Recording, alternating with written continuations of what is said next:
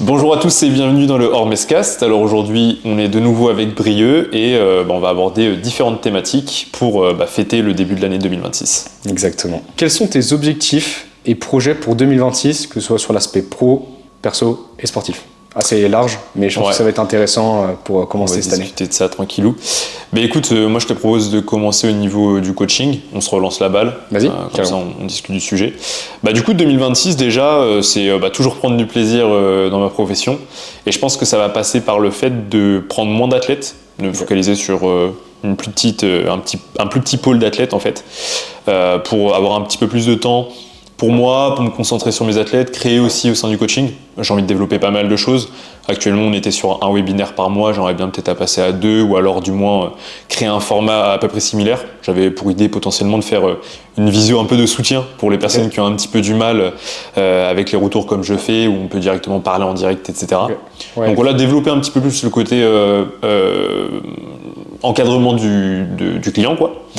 Et aussi avoir un peu plus de temps pour potentiellement bosser sur des projets annexes, donc des projets qui sont hors coaching, aussi des projets perso, je sais pas, j'ai des petites idées, la cabane dans la forêt, des choses comme ça, tu vois.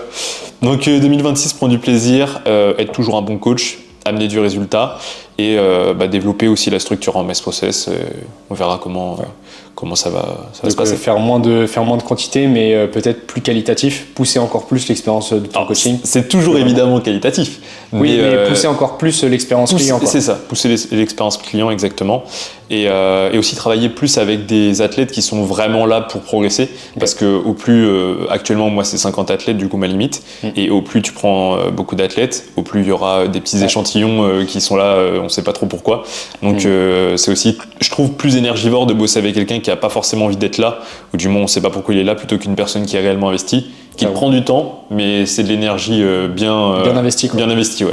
Tu auras un retour sur investissement derrière qui sera intéressant, donc ouais, clairement. C'est clair. Puis même pour toi, c'est plus épanouissant d'avoir quelqu'un qui bosse derrière où tu bosses de la même manière et puis au final qu'il n'y ait pas de retour. Ouais, franchement. Et je trouve que tu vois, avec le down un peu de la hype du powerlifting, je trouve qu'on a de plus en plus de clients qui sont vraiment là dans le coaching pour quelque chose. Ouais, qui sont sérieux. Donc en vrai, je trouve qu'il y a un trip plutôt positif qui s'est mis en place et j'ai de moins en moins de demandes où en fait ça aboutit pas à grand chose parce que la personne était là pour, je sais pas, une pilule magique ou un truc comme ça. Ouais, je capte. Et toi du coup?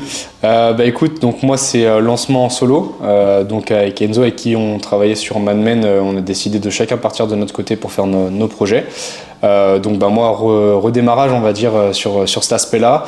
Donc comme toi, toujours garder le plaisir de coacher parce que parfois ça peut être un petit peu dur. On sait c'est l'entrepreneuriat donc il y a des hauts et des bas dans ce milieu-là. Voilà, toujours, mais un petit peu comme toi, je me suis posé la question de justement pousser encore plus l'expérience client, vraiment chercher à avoir encore plus de contacts on va dire avec les athlètes que j'ai et notamment j'aimerais bien mettre en place justement de les voir un petit peu plus souvent.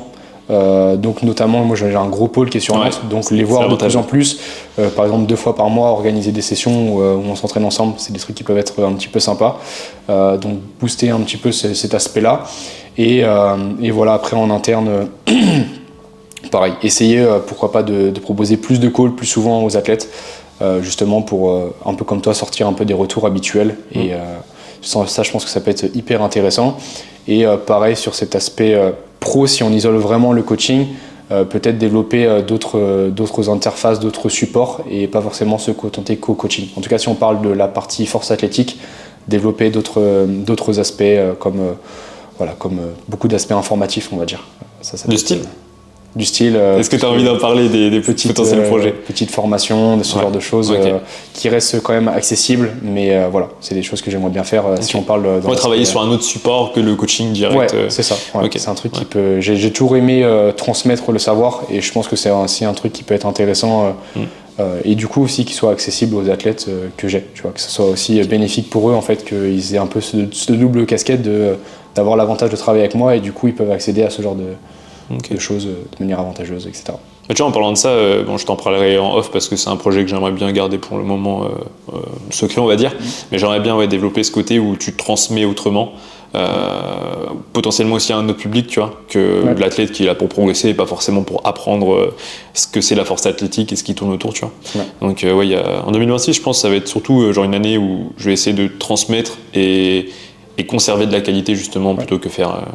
servir de ton expérience de coach pour justement la partager au plus grand nombre et faire évoluer des personnes. Et moi je rebondis du coup, après j'ai forcément d'autres, sur l'aspect pro j'ai d'autres projets, comme tu le sais. T'as toujours 36 000 projets de toute façon. Ouais, j'ai l'ouverture d'une salle de sport là, donc quelque chose qui est bien en cours, si tout se passe bien, 1er mars, on aimerait bien avoir les lieux en tout cas, pas l'ouverture de la salle mais avoir les lieux, en tout cas là on a déjà signé pour avoir les locaux, donc maintenant on finit de monter le projet pour aller voir les banques et pouvoir monter tout ça, donc ça peut être intéressant et je ferai en sorte de le documenter également pour que les personnes puissent savoir un petit peu comment ça marche. Instagram dans la description. Ouais, c'est ça. J'essaierai de documenter un petit peu cet aspect-là, même si aujourd'hui je l'étale pas forcément parce que j'attends que ça marche ou qu'on soit vraiment lancé en fait avant d'en parler. Mais voilà, en gros globalement ça va être ces aspects-là pour. Mais toujours dans le contexte sportif. Du coup salle du coup qui sera axée principalement musculation avec des machines de très bonne qualité. Il y aura une partie Hyrox parce que forcément très tendance et je rebondirai un petit peu dessus, et une partie force athlétique aussi qui sera un petit pôle, mais en fait globalement c'est probablement mon matériel qui transitera dans la salle pour que moi je puisse m'entraîner, et voilà, ça profitera à tout le monde d'avoir mon matériel. Tu sais, un combo rack, une barre et quelques poids. C'est ça. Tu peux large tourner à 5. Un banc de compétition, 2 chandelles, les chandelles que j'ai chez moi réglables comme un combo rack, 300 kg de poids, une barre de power. Voilà. Sur l'aspect force athlétique, en tout cas, ça sera. Et ça sera localisé où ? Ça va être en Vendée. Pour l'instant, j'en dis pas plus. J'attends que tout soit. C'est vrai, parce que ce projet-là, on n'en a pas discuté. Non. Mais voilà, globalement localisé en Vendée. Donc désolé pour les Nantais, ça sera pas à Nantes, mais il y a déjà pas mal de salles à Nantes, donc on va développer ça un petit peu ailleurs. Mais voilà, on en parlera. Jimmy, faut qu'il revienne en Vendée. Ouais, voilà, c'est ça. C'est pour ramener Jimmy en Vendée. Ok, donc ça c'était sur le plan pro. Ouais. Et donc sur le plan perso, toi, là j'ai vu récemment qu'il y a eu des petits changements au niveau de ton entraînement, etc. Donc est-ce que tu peux développer un peu ? Sur l'aspect perso sportif. Donc moi j'ai mis un petit peu de côté la force athlétique pour cette année. Alors je pratique toujours les mouvements de F1, je fais toujours du squat, du bench, du deadlift. Ça va mieux de ton dos d'ailleurs, tu t'es bloqué là Ouais, ça va mieux. Ça a été. Je me suis rebloqué la semaine d'après. Ah merde, d'accord. Mais du coup ça je peux totalement expliquer. En fait, quand j'ai mis un petit peu de côté la FA, je faisais 90-93 kilos. Là, j'en fais 83. Et t'es resté avec les mêmes pourcentages, les mêmes... Non, j'ai bien diminué parce que j'ai été impacté. J'ai toujours été impacté dès que je perdais du poids. Gros manque de force, gros manque de récupération surtout. Et tout simplement, j'avais beaucoup de mal à suivre. Et en fait, sur une charge bête, tu vois, c'était 200 kilos sur des terres sur un triplé, alors que j'ai déjà triplé presque 260. Donc en vrai, c'est assez insignifiant. Mais voilà, le dos il a lâché et de toute façon je sentais qu'il avait du mal à récupérer. Et sur la semaine d'après, je crois, genre juste sur un squat à 120, tu vois, le dos il a un petit signal d'alerte, donc j'ai pas insisté. Mais ouais, globalement, la perte de poids elle a pas mal impacté. Le volume d'entraînement il a été multiplié par 2. Tu vois, là je m'entraîne 10 fois par semaine. Ouais, et même t'es passé genre l'AFA, tu sais, ça t'enraidit énormément, t'es très stack dans ta position, etc. Ouais. Alors que le fait de bouger différemment, tu reprends en souplesse, et peut-être que ça je suis peut-être pas aidé, je sais pas. Tellement plus souple. Enfin, quand je dis souplesse, tu sais, tu bouges dans d'autres angles, donc tu gagnes en mobilité, active. Ouais, directement. Ouais, c'est ça. En vrai, je sais pas si c'est directement lié à ça. Je pense que c'est vraiment la perte de poids. Okay. La perte de poids directement parce que mon tronc forcément en termes de diamètre il a vraiment rétréci, donc forcément il résiste moins bien par rapport aux charges. T'as l'aspect spécificité, tu vois, les mouvements effectivement comme je fais, je bouge dans beaucoup d'axes différents, je renforce pas spécialement mes positions. En fait l'idée là c'est plus d'être performant sur squat, bench, deadlift, donc mes mouvements ils sont vachement différents et je vais pas chercher à renforcer mon squat, bench, deadlift. Là le squat, bench, deadlift il me sert à être plus fort sur mes stations. Et aussi conserver un pattern. Conserver un minimum de gains, les patterns quand je reprendrai totalement la FA. Mais en fait, l'objectif, il est différent. Donc là, ma FA sert à renforcer mes stations au niveau Aerox, alors qu'avant, mes exos cherchaient à renforcer mes patterns de FA. Oui, Donc ok. ça n'a rien à voir. Et donc ce qui fait que le renforcement du tronc, il n'est pas du tout le même. Là, tu vois, moi je cherchais plutôt des mouvements d'anti-rotation. Je fais beaucoup d'unilatéral. Enfin, tu vois, quand tu pousses du sled, c'est jambe par jambe, Ouais. tu as les fentes. Enfin, tu vois, c'est beaucoup en mouvement en plus, tu vois, t'es pas statique. Ouais, alors que la FA, au niveau statique, du tronc, c'est purement de l'isométrie. Ouais. Vu que, ouais. T'es statique, hein, t'es sur tes 2 pieds, tu montes, tu descends. Sur la rock, ça n'a rien à voir, tu vois. Donc ça, tu as le volume d'entraînement qui a complètement augmenté. J'ai eu du mal au début à bien récupérer, et c'est pour ça que je te dis qu'en ce moment, je suis pas très matinal, parce que les séances, elles me tabassent un peu. J'ai cru comprendre, ouais. Donc je dors plus, j'ai plus besoin de récupération. Mais là, ça va mieux. En vrai, je commence à bien tanker. Ouais, puis l'hiver même, je pense que le fait qu'il fasse froid, Ouais, tu dors mieux. il y a moins de soleil, etc. Non, justement, pour moi, les journées sont beaucoup plus fatigantes en ce moment. Tu vois. Ok, moi, tu vois, souvent, je dors mieux l'hiver. Parce que qu'il fait froid. Ouais, oui, je m'endors mieux, mais je suis plus fatigué dans la journée. Ouais, ça va. Je remarque pas tant. Après, tu sais, vu que ça fait faire 6 mois que je suis en déficit calorique, je sais pas, tu sais. Ah oui, t'es un gars comme ça, toi. Ça fait longtemps, tu vois. Là, l'idée, c'était de perdre du poids pour être plus rapide sur la course. Plus efficient, ouais. Et puis surtout, en fait, de tanker le volume, tu vois. À 93 kg, tu tankes pas la course à pied comme quand t'as fait 83. Tu m'étonnes, ouais. Et puis c'était aussi l'idée d'avoir cet objectif d'avoir un meilleur physique, tu vois. J'ai toujours jamais été un mec sec, je me suis dit en vrai c'est l'année, tu vois, de le faire. Et du coup si on parle de ces objectifs sportifs, parce que je me suis pas mal étalé, donc globalement j'ai un Aerox en double pro, c'est le premier, je le fais direct en double pro. Donc c'est à Bordeaux, Toulouse, ouais. Toulouse le 20 mars. J'ai avec Pierre, coup mon premier athlète que je coach, qui écoutera ce podcast et qui se reconnaîtra. Du coup, j'ai Aerox double pro en mars. J'ai un semi-marathon 9 semaines plus tard. J'ai plus la date exacte, mais il me semble que c'est le 25-26 mai. Donc semi-marathon. Une quête secondaire, c'est cet été. Donc ça va être assez sportif cette année. Beaucoup plus de compétition que peut-être tout ce que j'ai fait en FA. J'ai le Tour du Mont Blanc en autonomie que je vais faire. En autonomie tout seul ? En autonomie, donc en gros en autonomie, c'est en autonomie avec ma copine. Ok. Donc en gros sac à dos, tu as toute ta bouffe dedans et tu comptes que sur toi-même pour faire le Tour du Mont Blanc, donc 170 km, 10 000 de dénivelé positif. T'organises ça comment ? Genre, c'est quoi la marche à suivre si demain moi je veux le faire ? Acheter tout ton matos déjà, tout ton matos de randonnée. Et après c'est planifier en fait ton itinéraire. C'est une très grande randonnée, donc elle est très connue. Donc tu peux savoir exactement comment découper ton passage. Et après c'est avoir ta bouffe. Donc globalement. Et en gros, il y a des stations où tu peux te poser ou... En fait tu poses ta tente du coup. Ah oui, ok. Tu poses ta tente, etc. Tu peux pas camper là où tu veux parce qu'en fait tu passes dans différents pays. Tour du Mont Blanc, en fait tu vas dans la Suisse et aussi en Italie. Je dis pas de bêtises. Peut-être. Il me semble que c'est ça. C'est en géographie. Il me semble que ça c'est Italie, ou peut-être que je vais me faire insulter parce que c'est pas du tout ça, mais il me semble que c'est ça. Tu fais Suisse, Italie, France, et en fait le bivouac, donc c'est du bivouac, n'est pas forcément autorisé partout, donc il faut bien découper ton parcours et le faire entre 9 et 10 jours, ce serait pas mal. Ok. Donc si en gros tu marches 30 bornes par jour et tu fais 2000 de dénivelé positif. Donc il va y avoir de la perte de poids. Faut plus t'es léger, plus c'est facile. Parce que mais pendant la randonnée. tu vas moins manger, je suppose. Tu manges tout le temps en fait. Ouais. Si tu dépenses énormément, du coup. En mode Mike Horn. Ouais, c'est ça, c'est un peu ça, tu vois. T'as ton truc d'abricot sec là et tu t'envoies tout le temps. C'est pas lui, il buvait de l'huile d'olive ou un truc gras pendant ses trucs en Antarctique. C'est là où tu vas avoir le meilleur ratio poids et calories, tu vois. Donc c'est rentable. Donc tu manges pas mal de tout ce qui est noix, etc. parce que ça pèse très léger. Tu fais un full masse continue en fait. Ouais, c'est un peu ça. Donc ça, sur cet été, entre juillet et août, je sais pas encore. À la rentrée, je refais un Aerox mais en double open. L'idée, je serai avec un pote qui du coup est très fort en course à pied. Donc en open, donc les charges assez légères. L'idée serait de se rapprocher de. Tu peux brièvement m'expliquer tout ce qui est open, etc. Genre moi je suis pas un initié à l'Aerox. Alors en gros, la différence, comme homme, comme femme, ça va être les charges. Donc l'Aerox c'est 8 stations, entrecoupées de 1 km de course à pied à chaque fois. Au total exactement tu as 8,7 km de course à pied.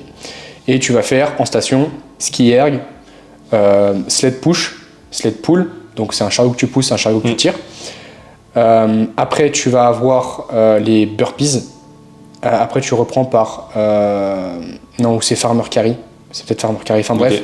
J'ai plus l'ordre exact en tête. Ouais, je suis super bien informé sur ça. Burpees ou farmer carry, je sais plus exactement. Rowing, après du coup burpees ou farmer carry. Le rowing, tu le fais comment à la barre? Rowing, pardon. Tu sais, du rameur. Je veux dire, oui, rowing. Du rameur. Et après, tu finis par donc farmer carry ou burpees. Et après, tu as fente et wall ball. Ok, et du coup, en gros, open, je sais pas quoi, c'est le poids qu'il va y avoir sur tes agrès. C'est les charges qui vont différer, ouais. Et tu as quand même une grosse différence de charge, du coup, qui te tabasse beaucoup plus. Là, on parlait tout à l'heure des filières. Quand tu sors de ton sled push qui est à 200 kg, 150 en open, bah, tu as les jambes qui sont bien mortes. Donc, quand tu reprends la course à pied juste derrière, c'est un peu intense. Mais c'est vachement challengeant parce que c'est pas du tout l'effort que tu as l'habitude de faire. En FA, tu te donnes vraiment tout, enfin, sur un effort très court. Là, en fait, il faut vraiment que tu lises ton effort et que tu t'écoutes sur long parce qu'une course, c'est très long. Tu vois, nous, sur nos niveaux, on aimerait bien faire le double pro en 1h10, ce qui n'est pas un temps dégueulasse. Okay. Mais du coup, c'est un effort qui est très long. 1h10, c'est très très long. Et tu joues aussi sur la partie énergétique parce qu'il faut réussir à refeed un peu pendant la course si tu veux pas mourir quand tu arrives au wall ball. Tu vois. Ok. Ouais, il y a une stratégie derrière. Okay. T'as une stratégie de course. En fait, c'est ça qui est très intéressant. Tu vois, la FA, la stratégie, elle est assez simple. T'as 3 mouvements, tu fais une incrémentation à chaque fois.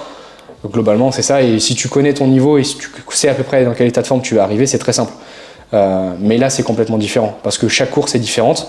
Entre la première et celle où tu finis, par exemple, après les sleds ou alors tu as fini les fentes, peu importe, bah, ton état de forme, il est vachement changeant. Donc, il faut arriver à avoir une vitesse de course qui soit similaire, réussir à t'écouter. Pas exposé sur les stations et tout, donc en vrai c'est Mec, 2027 je te prends en coach et tu me coaches en Aerox en fait. tu vas regretter je pense, mais en vrai très sympa comme manière de s'entraîner. En fait c'est vachement différent. Quand tu aimes programmer, c'est hyper intéressant de voir ce côté là, et c'était aussi un truc qui m'a attiré en fait, le fait de programmer de la force athlétique, de faire des retours de force athlétique, de pratiquer la force athlétique et de regarder force athlétique. Bah au bout d'un moment j'en ai marre. Et en fait, le truc, je m'étais dit, bah en vrai, je me lance le défi de faire un autre sport et du coup d'apprendre aussi le côté programmation. Et c'est hyper intéressant parce que tu dois bosser. En fait, tu vas vraiment travailler presque toutes les qualités. Tu vas travailler sur les filières, aérobie, anaérobie lactique. Tu vas avoir développement de la force maximale, développement de la puissance, développement de la vitesse. Et en fait, c'est hyper intéressant parce que toutes ces qualités, tu dois les manager ensemble. En fait, c'est vraiment de la prépa physique. Tu vois. Et du coup, c'est trop cool. Non, mais ça m'étonne pas.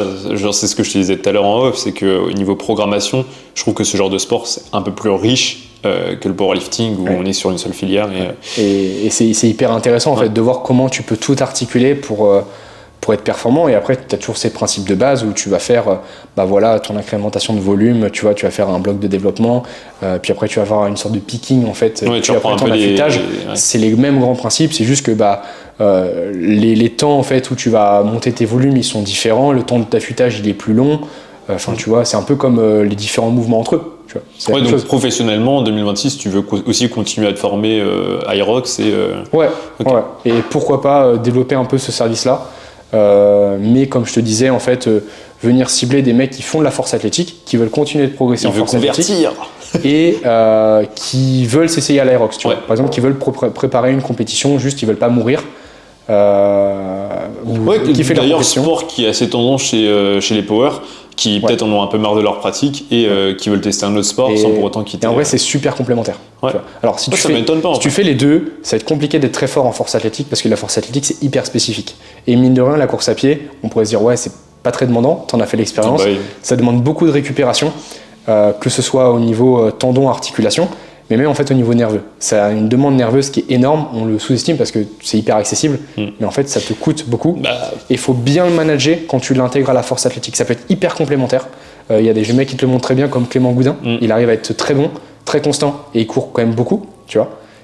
Mais il a fait ça de manière hyper progressive, tu vois. Et c'est le truc que souvent les gens ne comprennent pas. Après, je pense que, tu vois, moi, de ce que j'ai testé, le côté complémentaire, c'est plus le côté où tu vas courir en zone 2, tu sais, tranquille, etc. Je pense qu'à partir du moment où tu dépasses un seuil de fréquence ou même l'intensité que tu vas mettre dans tes runs, il y a un moment où il y a une interférence qui va se créer, tu vois. Ou du moins, si vraiment tu gères bien ton process, ce qui va pas être le cas dans 95% du temps, tu vas réussir à... Mais la plupart des gens, comme moi d'ailleurs, on était là en mode... Vas-y, on va courir parce qu'on a envie de faire un truc où tu coupes le cerveau, où tu te prends pas la tête avec une prog, où tu te prends pas la tête avec une intensité. Et en fait, tu te baises au bout de 2 jours, tu vois. C'est ça. Et puis en fait, les profils power, souvent on est lourd. Ouais, on est raide. Voilà, donc t'as pas du tout. Et puis t'as un pied qui est pas du tout adapté. Bien sûr, mais mec, tu vois, au nombre de contraintes en fait. ouais, bien sûr. C'est pareil, on se rend pas compte, mais quand tu fais une course à pied. Je rage quitte, perso. Tu vois, une moyenne de bonne fréquence de pas, ça va être entre 170 et 180 pas par minute. Ok. Donc tu vois, tu dis, ouais, une sortie de 10 minutes, c'est insignifiant. Ouais, mais mec, t'as fait. Alors faut faire un calcul vite fait, mais c'est quoi, ça fait 18 000 pas. Ouais. C'est énorme. Mec, 18 000 pas en sautant. Donc tu multiplies ton gros poids de corps là, de 80-90 kg fois la gravité avec la hauteur. C'est énorme. Et du coup, bah, tu te pètes. Tu vois. Et même moi, en faisant les choses correctement, tu vois. Ouais. Bah, t'étais encore pas assez progressif. Ouais, c'est ça. Mais c'est un peu comme en force athlétique. Quand tu crois que t'es assez progressif, tu l'es peut-être pas assez encore. Oui, et puis, ouais, c'est un autre sujet, mais en force athlétique, on arrive quand même à mieux gérer les contraintes parce qu'on a vraiment la main sur la charge, tu vois. Ouais. Là où en course.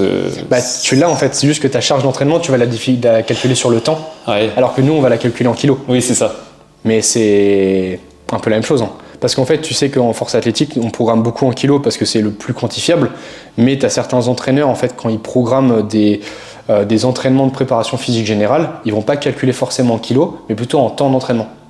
Ok. Et dans le foot, c'est beaucoup fait comme ça. C'est beaucoup en calculant en temps d'entraînement et même la partie musculation, enfin la partie renfort, tu vois. Ok, ça m'étonne pas. Et Genre les formats MM, des trucs comme ça. Bah juste en fait en temps, tu vois, genre tu coupes à chaque fois, dès que tu prends un temps de repos, t'enlèves ce temps, Ok. ta séance, et en fait du coup tu calcules en temps d'effort. Combien de temps réellement je passe à faire de l'effort. Mais en soi, la muscu c'est un peu pareil. Parce qu'en soi, quand tu passes de 4 séries à 5 séries, bah, tu vas avoir tes 20 secondes d'effort en plus. Tu vois. C'est juste que nous, si tu enlèves tous les temps de repos, bah, finalement ton temps d'effort il est très court. Tu as beaucoup de temps de récupération. Mais tu peux très bien calculer en temps d'effort. Je pense que c'est beaucoup plus compliqué, il y a beaucoup plus de données à apprendre, mais finalement, bah, ça revient au même. Tu vois, l'incrémentation de la charge, c'est aussi une incrémentation en temps d'effort. Oui. Après, tous les efforts ne se valent pas. C'est ça. Forcément, une single RPE10, Ouais, un effort de 5 secondes ça ne devait se être vaut un pas effort de 1 minute. 5 reps RPE6. C'est logique. Mais ton temps d'effort, on est d'accord que plus tu vas augmenter ton volume, plus ton temps d'effort il va être long. Donc tu as quand même une certaine corrélation entre les deux. Enfin, moi, les exercices ou les formats que j'aime bien programmer au temps, ça va être des formats, par exemple, où j'ai envie que le mec il se pousse réellement, parce qu'en fait, on se rend vite compte quand on coach que quand on donne un chiffre précis, il y a un peu le syndrome de la dernière rep. Genre, quand la fin du format arrive, Ouais, tu te mentalement, dégrades. tu te dis c'est bon. C'est ça, donc RPE10 où tu te dégrades, alors que si tu as un temps qui t'est donné, en fait, tu vois pas forcément le temps, ou alors tu sais que tu as encore beaucoup de reps à faire, et tu peux dépasser largement ton seuil maximal que tu aurais eu avec les répétitions, tu vois. Ouais, carrément, c'est vrai. Et du coup, toi, sur cet aspect perso sportif. Ouais. Bah, beaucoup moins riche que toi. Je t'avoue, j'ai un peu du mal, moi, à me faire un calendrier à l'année. Ouais. J'aime bien avoir ce truc de, ok, peut-être à ce moment-là, il y aura cette compète. Mais du coup, là, j'étais parti de base sur une compète qui serait potentiellement qualificative pour le France B, Grand Prix fédéral, je sais pas quoi, là, la nouvelle chose. Mais en fait, elle a été décalée, donc pour l'instant, j'ai pas de date en tête. Et je sais même pas si finalement j'ai envie de faire beaucoup de compétitions cette année. Donc pour moi, déjà 2 compétitions par an, c'est beaucoup. Mais le projet de base, c'était faire le plus gros total à la compète qualificative, arriver au Grand Prix fédéral et essayer de faire la meilleure place possible. De base, quand j'étais en forme et à fond dans l'entraînement, j'aurais souhaité faire du coup le top 2 pour ensuite faire les France A. Mais je sais que dans l'état dans lequel je suis actuellement, j'ai clairement pas les capacités et les ressources pour m'entraîner pour faire partie de l'élite de ce sport. Donc là, du coup, c'était quand les dates par rapport à ça, à ces échéances-là de base? La compétition de base, c'était à Rezé on voulait la faire avec Jimmy. Avec Jimmy, c'était en avril, il me semble. Okay. Après, ça reste dans les timings. Ça reste dans le timing si j'arrive à relancer un bon momentum. Finalement, parce que si tu reprends un bloc de préparation de 12 semaines, tu peux très bien arriver en forme. Même si là, tu maintiens tes patterns, etc., en étant assez tranquille. Parce que je m'étais dit, c'est vraiment une montée en puissance avec des blocs très courts, mais une grosse continuité. Et voir au bout du 3e bloc où je me situe, tu vois. Et ensuite aviser. Mais mentalement, en tout cas, actuellement, je suis pas trop à fond dans le sport. Je suis plus dans ce truc de retrouver, on va dire, un équilibre de vie entre pro, perso et sportif. Chose que j'avais complètement perdue sur la fin d'année là qui arrivait parce que j'avais lancé énormément de choses j'avais mis énormément de choses en place du côté pro. Je m'étais lancé dans une prépa où j'avais vraiment pris la prépa au sérieux pendant des mois et des mois pour faire une compétition. Et en fait, quand j'ai fini la compétition, qu'on arrive à la fin de l'année, que la plupart de mes objectifs pro ont été concrétisés, etc., j'ai eu une grosse phase de chute, tu vois, parce que c'est un peu comme ça que ton corps il fonctionne. Enfin, moi je fonctionne comme ça, c'est des grosses montées, et quand j'arrive en haut, soit j'arrive à trouver un truc encore plus haut à faire, soit en fait je dégringole, et là j'ai mal géré le truc, et du coup je me suis retrouvé sportivement un peu en mode dans une impasse, parce que genre le fait d'aller à l'entraînement me procurait vraiment un dégoût, tu vois, genre un truc incontrôlable. J'avais plus du coup d'objectifs sportifs parce que je les avais atteints à la compétition que j'avais faite. Ouais. Du coup, au niveau du taf, vu que c'est corrélé avec mon sport, en fait le powerlifting ça commence à me saouler, tu vois. Et c'est là où justement mon objectif en 2026 c'est avoir peut-être moins d'athlètes pour être plus présent pour eux et un peu moins passer ma matinée à faire des retours, tu vois. Même si j'aime bien ça. Et du coup j'étais arrivé à ce stade-là où je me retrouvais plus trop dans ce sport et même dans ce métier, tu vois. Et là je suis en train de du coup relâcher un peu la pression, essayer de faire des choses à l'entraînement qui me plaisent et trouver des solutions professionnellement pour me retrouver un peu. Et ça a l'air de porter ses fruits. Mais du coup, c'est pour ça que j'arrive pas trop encore à me projeter sur un gros projet sportif en 2026. Mais après ça, tu vois, tu peux vachement anticiper, peut-être aborder tes saisons différemment et à savoir que à chaque fois, parce que finalement, vu que tu fais pas énormément de compétitions par an, tu peux te permettre d'avoir une phase à post-compétition qui est très light. Mais quand je faisais pas de compète, je faisais pas mal de mock meet entre guillemets parce que justement j'ai besoin de ce truc à assez moyen terme pour me driver en fait. Ouais, mais du coup tu vois, post-mock meet, tu peux te permettre d'avoir une période de récupération plus ou moins prolongée pour justement aussi, parce que tu vois, tu as l'aspect corporel, finalement si physiquement tu sais que tu peux retanker, soit, mais si l'aspect psycho il suit pas, tu vois, ça tu le vois pas venir parce que quand tu es dans le flow, quand tu es tu vois pas la fatigue arriver. Maintenant tu le sais. Mais maintenant tu peux anticiper et te dire bon, je sais qu'à chaque fois ça fait ça. Là, même si à l'instant T je ne pense pas en avoir besoin, viens, je le fais quand même. Tu vois, c'est un peu comme quand tu programmes, je sais pas, un délo. Tu sais que le mec on a accumulé pendant énormément de temps. Il dit non, je suis bien. Ouais. Et mec. Mais c'est là où je me dis, le chaussée, c'est dans ces moments-là où je me dis l'auto-coaching, chez moi, a des limites. Ouais, mais comme chez tout le monde. En vrai, ça a toujours... Mais je suis d'accord avec toi, mais là du coup ça m'a permis d'apprendre le fait qu'effectivement, en fait, peut-être que je mettais les curseurs un peu trop haut tout le temps. Et aussi d'accepter ce truc de ok, t'en fais moins, mais ça veut pas pour autant dire que tu glandes. Parce que c'est aussi ça que j'ai du mal, tu vois, genre... Il y a pas mal de gens qui me disent ouais, professionnellement fais-en moins, sportivement, etc. Mais en fait quand t'en fais moins alors que t'as l'habitude de toujours en faire beaucoup, t'as l'impression en fait. Et du coup, moi je suis un gars, c'est tout ou rien. Si j'ai l'impression de rien faire, je vais vraiment rien faire, tu vois. En fait c'est une micro-dépression, tu vois. Et au contraire, phase maniaque, quand je suis à fond dans le truc, tu vois. Donc trouver cet équilibre en 2026. Et parce que je trouve ça important, tu vois, d'être un coach qui prône des choses qui prône des choses à ses athlètes que lui-même met en place. Parce que je pense que si je commence à dire à mes athlètes qui sont en phase de down, vas-y, t'abuses, etc., c'est qu'une phase, en gros, viens, on trouve des solutions, nanana. Alors que moi, de mon côté, j'essaye pas d'en trouver et de moi, de mon côté, j'ai abandonné, entre guillemets, tu vois. Non, tu vois. C'est compliqué. En fait, j'ai envie d'incarner ce que je dis à l'athlète. Donc, travailler sur ça en 2026. Je disais, en gros, quand j'ai écouté un podcast de Bazinga, il disait qu'il voulait pas se cantonner nécessairement à un seul sport et qu'il a envie de tester plein de trucs, tu vois, parce que la vie, à la fois, elle est courte, tu vois, et c'est dommage de pas tester plein de trucs. Et en vrai, je suis un peu tombé d'accord de ce truc, de dire, en fait, moi, je kiffe le sport et j'ai peut-être pas envie de passer 10 ans à faire le même sport, tu vois. Et du coup, je me suis dit, en vrai, cette année, là en plus, j'étais dans une période où j'avais un peu un down au niveau de la pratique, comme je disais.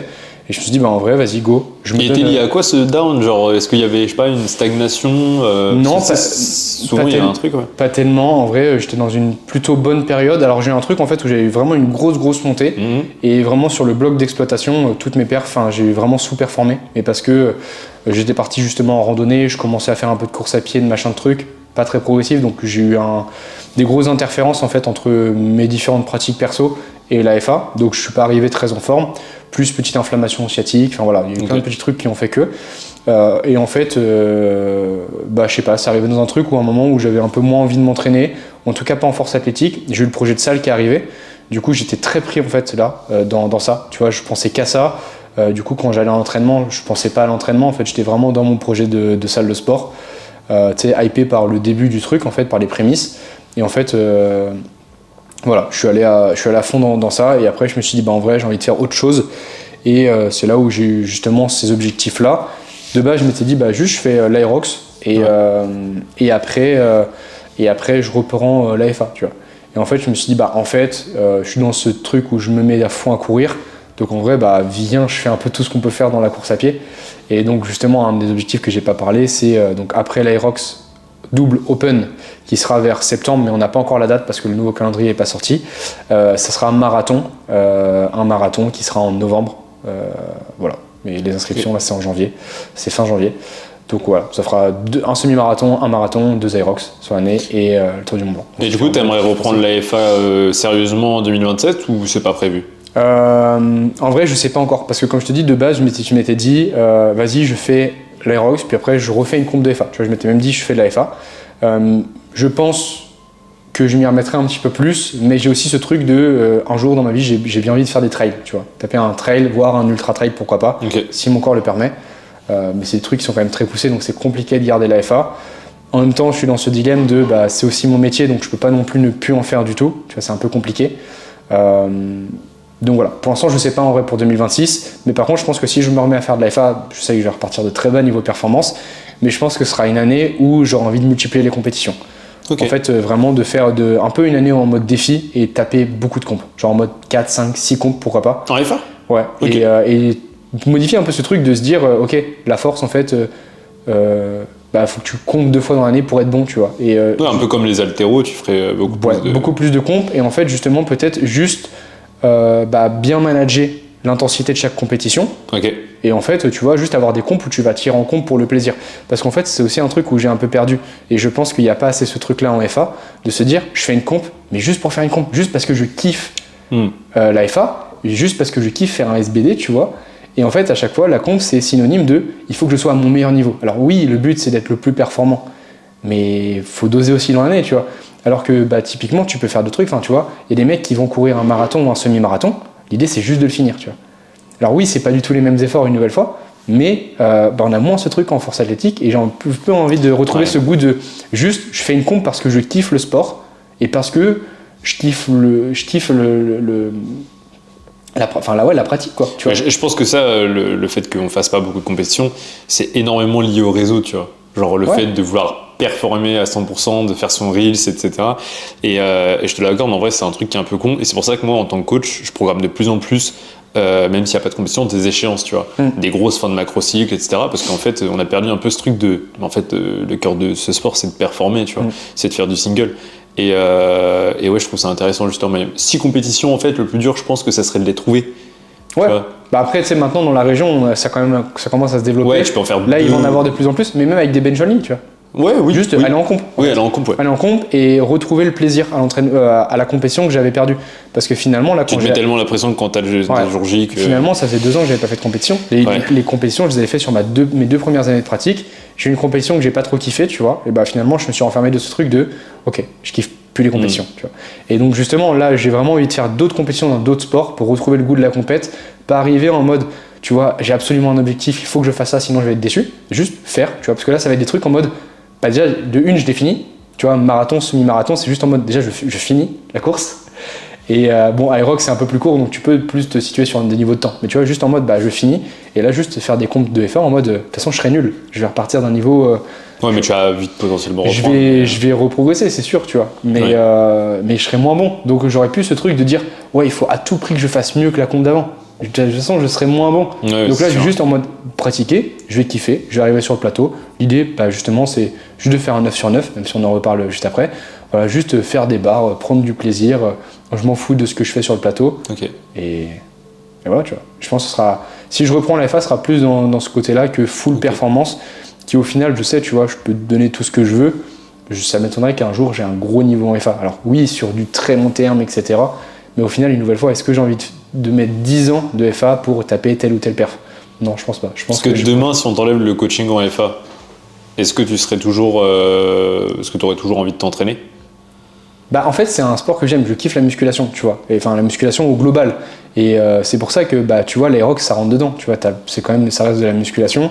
Et je kiffe ça, tu vois. Et en vrai, si j'ai envie de tester plein de trucs, tu vois, j'ai ce truc de un jour, pourquoi pas tester du crossfit, tu vois. En vrai, cool, ça se rapproche. L'haltéro, non, c'est pas forcément un truc qui m'attire, mais en vrai, même la force athlétique, je kiffe de base. Donc je sais que j'y reviendrai. Je sais que j'y reviendrai, mais juste pas cette année, je pense. Ok. Ouais. Très bien. Bah, je crois qu'on a fait le tour sur le côté sportif, projet 2026, etc. Ouais, carrément.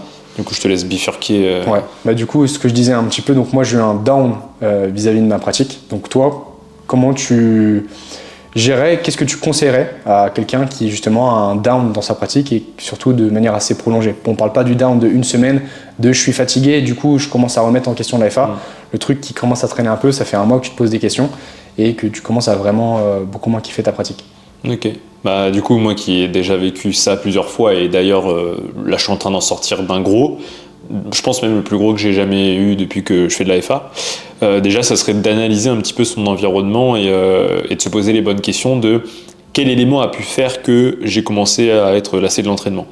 Est-ce que c'est un élément qui est entre guillemets factuel, quantitatif, donc une progression, une régression, enfin c'est souvent la régression et la stagnation d'ailleurs.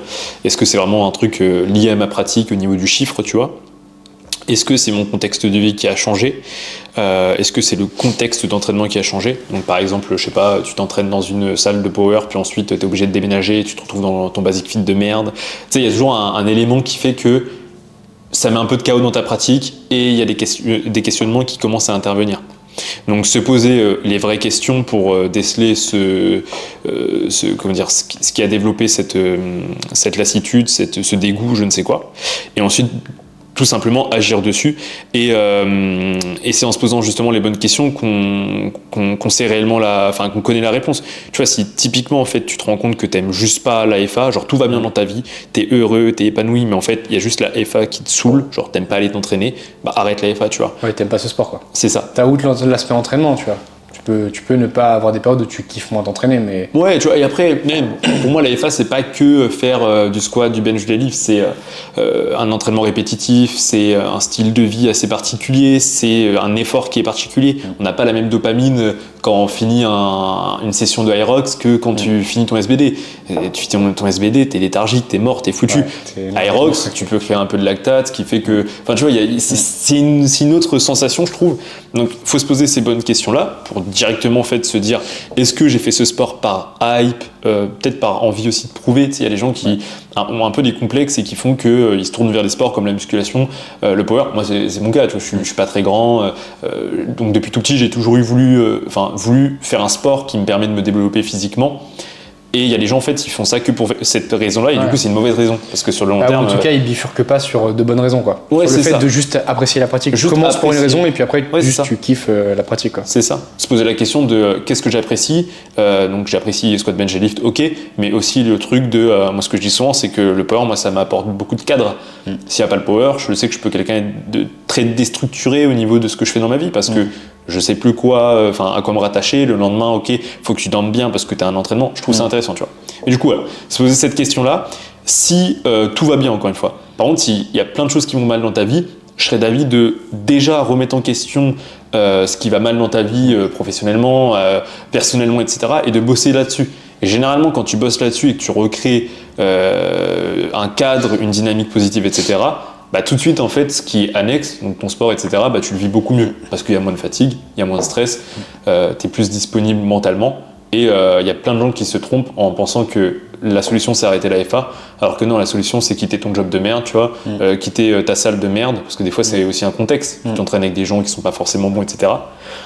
Mais c'est une question, il faut arrêter d'être en mode ok ça va pas, directement je pointe ma pratique. Et généralement, ceux qui font ça d'ailleurs, ils arrêtent, ils vont dans un autre sport ou un truc comme ça, et ils répètent le même schéma avec ce sport. Typiquement, tu sais, le fameux j'arrête, je vais faire de la course à pied. En fait, le mec, il fait de la course à pied pendant 2 semaines, puis il se retrouve de nouveau, tu vois. Ouais, donc moi, ce que je conseillerais, c'est remise en question globale, identifier le problème et agir dessus. Ok, et maintenant que tu as identifié le problème, comment tu vas adapter ta pratique? Est-ce que tu vas toucher à la pratique? Ouais. Et du coup, qu'est-ce que tu vas faire? Si je me mets en mode coach, dans ton profil actuel, donc tu es coach, maintenant tu as identifié les différents paramètres avec ton athlète, tu vas quand même du coup toucher à la pratique, un petit peu le temps que tout ça soit qu'ils trouvent les bons questionnements, soit qu'ils règlent les problèmes perso, on va dire, qui impactent le plus. Qu'est-ce que tu vas mettre en place du coup sur la pratique? Bah, du coup, moi, en tant que coach, déjà, je vais discuter avec la personne pour avoir cette discussion-là où je lui pose des questions en mode est-ce que c'est vraiment la FA, etc. Et si on se rend compte qu'il y a vraiment un truc qui est lié à l'entraînement, lié à la répétitivité des séances, lié peut-être, je sais pas, à une certaine stagnation, je ne sais quoi, on va essayer de mettre des choses en place. Donc, ce qui est chiant, c'est quand il y a une stagnation, généralement, les athlètes, ils veulent faire autre chose. Et quand on fait autre chose, généralement, on s'éloigne encore plus de la progression parce qu'on perd en spécificité, etc. Et donc, c'est un peu un cercle vicieux. Donc, si le gars, il est dans une phase où il veut faire autre chose parce qu'il se lasse de sa stagnation, je vais essayer de lui dire, écoute, on va essayer de faire autre chose tout en restant dans le schéma actuel parce que c'est ce qui a le plus de chances de te faire progresser. Et si, en fait, il arrive à mettre l'intention nécessaire dans la nouvelle programmation que je lui envoie, là il y a de la progression qui se crée et on règle le problème. Par contre, si c'est vraiment une question de je progresse mais je commence à être saoulé de l'entraînement, etc., là on va mettre en place certains petits changements au niveau de la spécificité et on en parlait tout à l'heure justement, jouer sur ce truc de on va tester des autres mouvements, une autre façon de travailler, etc., pour justement créer un sentiment de je reprogresse sur certains aspects, sur un, je sais pas, par exemple, il fait pas d'OHP, je lui mets un OHP, on fait monter l'OHP sur un 2-3 RM, tu vois, ça le fait kiffer parce qu'il voit un objectif à la fin du bloc. Enfin, faut trouver des stratégies, mais pour moi, c'est quand même des stratégies d'évitement parce que le problème, il reviendra. Si tu changes pas le fond enfin, si tu trouves pas justement la cause du problème réel, parce que pour moi, la cause, c'est pas j'en ai marre de faire du squat, bench, deadlift avec ces formats-là. La cause, c'est peut-être que ma vie actuelle, elle est trop routinière et en fait, c'est un truc qui me convient pas du tout. Et en fait, l'identifier, c'est pouvoir agir sur ma vie, casser des routines en dehors de l'entraînement pour avoir l'impression de ne pas faire toujours la même chose dans ma vie et du coup, recommencer à apprécier le fait d'avoir un truc routinier à l'entraînement. Tu vois. Ok, ouais, je capte. Mais je pense que c'est un délire super abstrait. De toute façon, le down, etc., genre, c'est vraiment quelque chose qui est intrinsèque à la personne qui vit ça. Et toi, d'un point de vue extérieur, tu pourras donner des directives ou poser des questions, mais si la personne, elle conscientise pas vraiment d'où vient le problème, il n'y aura rien qui changera. Ouais, et ça reviendra au pire des cas. Oui, bah ouais, c'est sûr. Parce que toi, t'en penses quoi, toi, en tant qu'athlète, donc toi, tu as une phase de down, etc., comment tu l'as identifié? Bah, du coup, moi, de mon avis, enfin, au niveau de mon avis, je pense qu'il y a eu une phase aussi un peu d'évitement. Au lieu de peut-être te confronter à un down encore plus énorme, en appuyant du coup sur ta pratique et en continuant à persévérer, stratégie d'évitement, tu t'es mis à un autre sport, tu vois. Ce qui est pas forcément pour mon cas personnel, je veux dire. Ouais.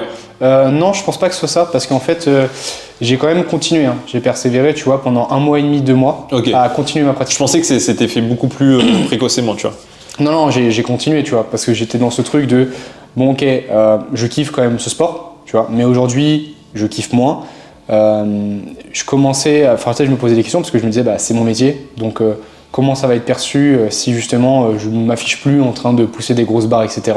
Si on voit mon niveau régresser, tu vois, genre ce truc un peu de dire ok, les réseaux ils t'impactent, même si dans le fond je m'en fous, tu vois, mais tu as toujours cet avis extérieur et en même temps je me vois pas être coaché en force athlétique et être gaze, tu vois, pour moi ça n'a pas de sens. Si ça fait X années que tu pratiques, tu dois avoir un certain niveau, pour moi c'est logique. Tu vois. Je dis pas qu'il faut être champion de France pour pratiquer. De toute façon, ouvre les réseaux, la plupart des coachs sont gays, donc ouais, mais ça aide à relativiser. Je veux dire, pour moi, si ça fait X temps que tu pratiques, tu es obligé de progresser. Donc en fait, si ça fait 4 ans que tu pratiques, tu squattes 140, mec, ça veut dire que soit tu es parti de vraiment très bas, soit derrière, tu mets pas les choses en place qu'il faut. Ouais, mais dans ton cas, tu as déjà sorti les bonnes barres à l'entraînement, oui, t'as un peu... C'est pour ça, tu vois. Et après, j'ai déjà eu des phases de down, tu vois, mais qui sont classiques. Qui arrivent, tu vois, quand avant j'avais 2 travails et que je faisais 60 heures par semaine, j'étais fatigué, tu vois, et il y avait des downs où genre j'étais en mode je suis tellement claqué que t'as pas envie d'aller à la salle, tu vois. Et surtout qu'on en parle peu, mais la force athlétique c'est un sport ultra nerveux et tout ce qui touche au nerveux, lié à la fatigue, etc., ça joue énormément sur la motivation et les émotions, tu vois. Ouais. Mais en fait, juste je suis allé dans mes entraînements, j'ai continué à pousser. En fait, j'arrivais à des trucs où je commençais à être fatigué, je ratais de plus en plus mes barres parce que j'étais pas dedans. En fait, j'étais aussi dans ce truc de j'ai même pas le mental qui suit. En fait, j'arrive pas à... J'allais quand même à la salle, je joue aucune séance. J'y allais tout le temps, mais j'arrivais pas à me concentrer. J'étais vraiment dans d'autres projets. Il y avait vraiment l'aspect salle de sport là qui me prenait. Je pensais qu'à ça. Et du coup, en fait, j'avais besoin de changer, tout simplement. Et là, vraiment, quand tu es dans tes entraînements, tu n'as plus du tout cette mentalité de tu scrolles un peu ou tu sais, les trucs que tu peux faire à la salle. J'ai jamais scrollé quand je dis ça parce que moi, c'est un truc, quand je scroll, c'est que je suis pas dedans et ça m'arrive un peu fréquemment. Non, en vrai, c'est le téléphone, j'ai jamais eu ce problème. Tu vois, à la salle, quand je suis à la salle, je suis à la salle. J'ai toujours eu ce focus assez bon, tu vois, en mode moi, il faut que je fasse ma série, je mets mes écouteurs, je parle plus, tu vois, j'y vais. Toujours très concentré, très impliqué, mais je sentais que le retour sur investissement était de moins en moins bon. J'avais plus envie. Je sentais que du coup, vu que j'avais plus envie, je mettais mes échauffements, je commençais à les bâcler. S'il y a un truc qui commençait un peu à me saouler, j'avais plus ce truc de avant où tu pouvais mettre n'importe quoi, je faisais. Je m'en fous. La séance, elle durait 4 heures, elle était horrible, je la faisais. Tu vois, et j'étais en mode, c'est le processus. On y va, c'est le processus, on avance. Et là, en fait, tout me saoulait. Tu vois. Dès qu'il y avait un exo, en fait, même je prenais plus plaisir à faire du squat, du bench, du deadlift, tu vois. Alors que c'est des exos que je kiffais. Du coup, mes sensations étaient de moins en moins bonnes, mes perfs diminuaient. Enfin, tu vois, tout allait au fond. Et je me disais, en vrai, c'est peut-être pas nécessaire de continuer. Enfin, tu vois, de t'investir. Et au final, tu vois que au fond de toi, tu n'as pas envie. Et du coup, j'étais juste en mode ce truc, bon, en vrai, je vais juste prendre un temps, je vais faire autre chose et toujours continuer le sport parce que de base, en fait, je kiffe le sport.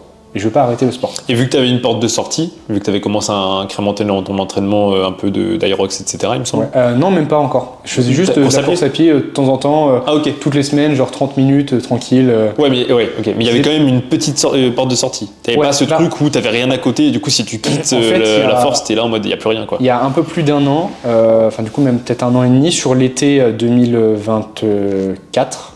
L'été 2024, c'est là où j'ai commencé à acheter une paire de chaussures pour aller faire de la course à pied parce que justement j'avais un peu ce down de c'est très routinier, j'ai envie de faire d'autres choses, etc. Donc juste j'allais courir une fois par semaine ou une semaine sur deux, je faisais du vélo, tu vois, c'est pour ça que j'ai un vélo. J'alternais entre vélo, course à pied et c'est un truc qui m'a fait grave plaisir et justement dans cette période de down, ça m'a permis d'avoir ce renouveau et même à un moment j'ai tout arrêté course à pied vélo parce que juste d'avoir fait ça et ce petit côté variabilité, tu vois, de l'entraînement, j'étais en mode oh trop bien, tu vois. Ça m'a relancé un boost à cette époque-là. Et sauf que là, c'était pas du tout le même. Parce que quand je te dis les downs, j'en ai eu plein, tu vois, mais c'est normal. Après une grosse compète, t'es fatigué, etc. Donc t'as ce down, c'est dur d'être entraîné. Mais là, c'était pas un down de fatigue, tu vois. Je sentais vraiment juste que j'étais à un cap et je pouvais pas passer ce cap. J'avais besoin de mettre de côté, en tout cas mettre de côté ce truc de je fais que ça, faut que je sois performant. En mode j'y vais à fond et je suis un peu comme toi, pour moi faut y aller à fond, enfin je me vois pas aller m'entraîner pour m'entraîner, moi si je m'entraîne c'est pour progresser, tu vois, je vois pas le truc de, enfin tu vois, et c'est qu'il y a un objectif derrière. Tu fais 4 entraînements par semaine en force athlétique, ces entraînements ils sont longs, ils font entre 1h30 et 2h30 on va dire, mec si je fais tout ça c'est pas pour pas progresser, je vais pas passer 10 heures dans ma semaine, 8-10 heures dans ma semaine pour ne pas progresser, enfin sinon je mets 8-10 heures à faire autre chose. Enfin, tu vois, pour moi, ça n'a pas de sens. Bien sûr. Et du coup, j'étais juste dans ce truc de bon, ok, viens, là, du coup, je m'étais dit, bon, vas-y, pendant X temps, je continue la FA. De base, le plan, c'était pendant 3 mois, je me fais full FA, donc jusque-là. Et pour les 12 dernières semaines, je transite beaucoup plus à Aerox et je mets un peu la FA de côté. Et au final, en commençant les entraînements d'Aerox, je me suis dit, en vrai, là, je commence à reprendre beaucoup de plaisir dans mes entraînements, tout en gardant la FA à côté. Et du coup, je me suis dit, bon, en vrai, je vais juste l'écarter plus que ce que je pensais. Mais finalement, je la pratique toujours. Tu vois, j'ai toujours 2 SBD par semaine. Juste, c'est des SBD qui sont vachement différents. Tu vois, je vais avoir peut-être, je sais pas, j'ai que 2 expositions de bench. Je vais bench que 6-8 séries par semaine, dont un avec élastique. L'autre, il est assez lourd. Ce qui reste quand même conséquent. Le squat, j'ai un squat avec élastique, donc qui est très léger pour développer plutôt la vitesse, la puissance, enfin du côté explosivité. L'autre qui est un peu lourd, j'ai en gros une montée, ça fait un peu un ramp-up. Tu vois, souvent c'est des ramp-up x3 ou x2, etc. Le terre pareil, et puis après je vais avoir des back-off beaucoup moins spécifiques avec type du front squat aux haltères format AMRAP ou des thrusters, après ça va être des sleds par exemple, les back-off, mais au final je vais toujours avoir ma petite composante FA, mais juste qui va être différente. Et par contre le truc en ce moment que je développe beaucoup c'est l'aspect street, la force haut du corps, tu vois. Beaucoup de dips, beaucoup de traction, parce qu'en fait tu as énormément de haut du corps dans les rocks, et en fait je sais que c'est un truc, c'est plus de l'investissement. Quand je reprendrai la FA, je sentirais que, je sais que en ce moment je sens, j'ai énormément progressé sur dips traction, et même mon bench, je fais beaucoup moins de bench, et j'ai réussi à maintenir des perfs qui sont pas dégueux avec moins de 10 kg de PDC, tu vois. Là j'ai retriplé 110, oui je sais, c'est loin d'être incroyable au bench, mais mon meilleur triplé à l'époque c'était 120. Ok. Tu vois, et je bench, j'ai 2 fréquences de moins, je suis passé genre peut-être de 16 séries à 6-8 séries, par contre du coup j'ai beaucoup plus de dips, je fais 10 kg de PDC en moins, le maintien il est pas dégueu. Sur ça j'ai une théorie, je pense qu'en FA on a tendance à en faire beaucoup alors qu'on pourra avoir les mêmes gains avec moins de fréquence, mais peut-être plus d'exposition à d'autres renforts, d'autres formes de travail musculaire sur les zones. Mais c'est un autre débat. Carrément. Mais c'est pour ça, tu vois, et de toute façon, je reste persuadé que pour progresser, tu peux avoir une prog de merde. Si toi, t'es à fond investi dedans, que tu crois que ça va marcher, que psychologiquement t'es à fond, ça va fonctionner. Et c'est pour ça que moi, je dis souvent à mes athlètes qui sont dans des périodes de down, en mode, si tu veux pas t'entraîner, t'entraînes pas, tu vois. Parce que ça servira à rien. Bah alors, peut-être pas de pas t'entraîner. Non, mais ça fait des mois et des mois que la personne, elle va à l'entraînement sans aucune intention et qu'il y a ce cercle vicieux de je progresse pas, donc je commence à en avoir marre, mais vu que je mets pas l'intention, je vais pas progresser. En fait, à un moment, arrête de t'entraîner, tu vois, fais autre chose. Ouais, voilà, pour une petite période. Parce que comme tu dis, en fait, tu t'entraînes pas 4 fois 2 heures par semaine pour ne pas progresser. Bah, mais c'est ce que tu es en train de faire parce que tu ne progresseras pas si tu mets pas l'intention nécessaire. Ça peut encore plus renforcer ce truc, justement, de continuer. Tu vois, de se dire, bah en fait, je passe toujours le même temps, mais mon rendement, il est de moins en moins bon. Bah, c'est pas grave, passe-y moins de temps et augmente ton rendement. Parce qu'en fait, ce qu'il faut voir, c'est pas combien d'heures je m'entraîne par semaine, mais combien d'heures tu vas rentabiliser dans ta semaine.